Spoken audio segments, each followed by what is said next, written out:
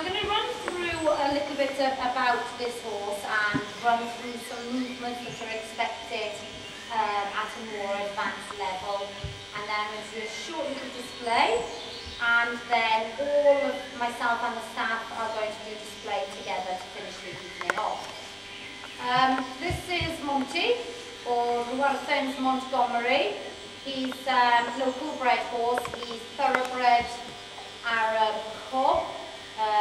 You'd definitely say that the Arab and the thoroughbred has come out to him more than the cob. For you to know a little bit of history about the horse, I used to ride his father years ago. He was a little 14-2 Arab stallion, and then I broke in his sister and I saw him, and I bought him for £600 when he was 2, and then brought him on and was taking him through the levels. He's done 2 pre-St George tests. There's been a few little hiccups along the way between him and me. As I'm sure most of you are aware, we had a little storm recently where I broke my leg, and so this demo was supposed to be before Christmas, but that's why it's now falling off him. That's how I broke my leg. So I need to ask you to really, all of you, when I'm riding, to really sit still, because if one of you in the front row moves at all, he won't come near you again. They'll think you're really scary, okay, because he's a bit silly.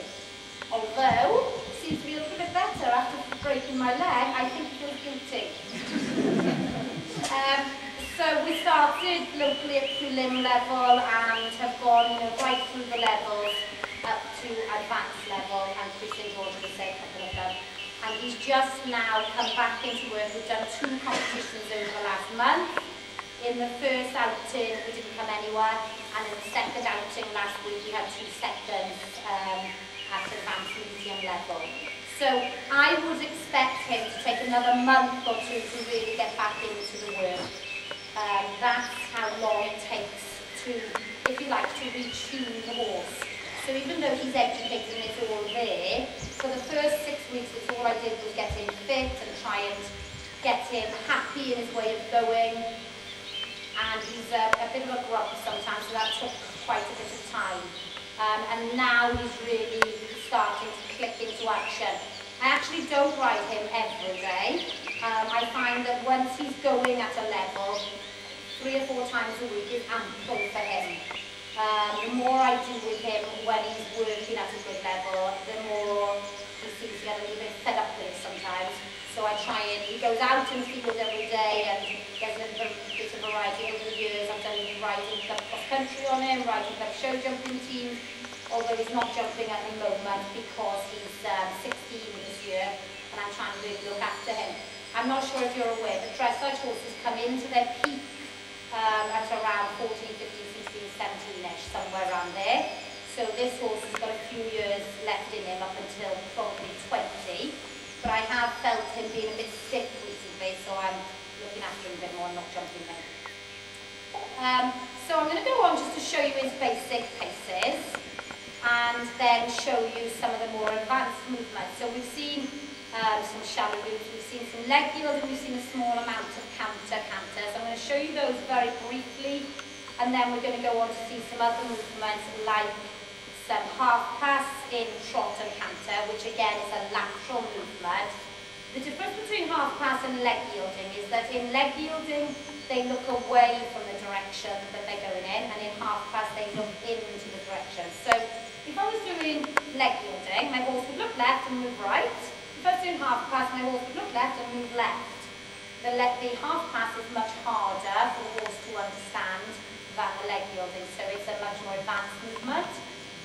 And then I'll show you a bit more canter and some flying changes. At advanced level, he's expected to do 3 or 4 flying changes across the diagonal at 2 or 3 beats, depending on what they ask for. Meaning, you go flying change, canter, canter, canter change, canter, canter, canter change. So every 3 or 4 or 2, whatever they ask for. At pre-St George, they also ask for canter pirouettes.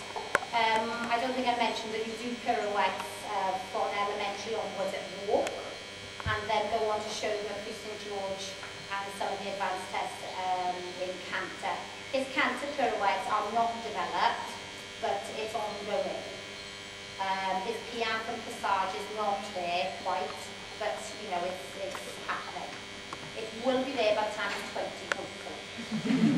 And it's such a long process, you know, you've got to be very patient, and that's why you sort of need to be thinking. I'm already talking with Lucy, who's in the first group, about, oh, she's 20 now, we need to think about getting another horse, because otherwise, you know, you just sort of give up on the competing, and you hack out, don't you?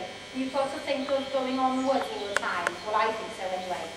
And so I've got, and most of you are aware, another horse due any day, foal hopefully.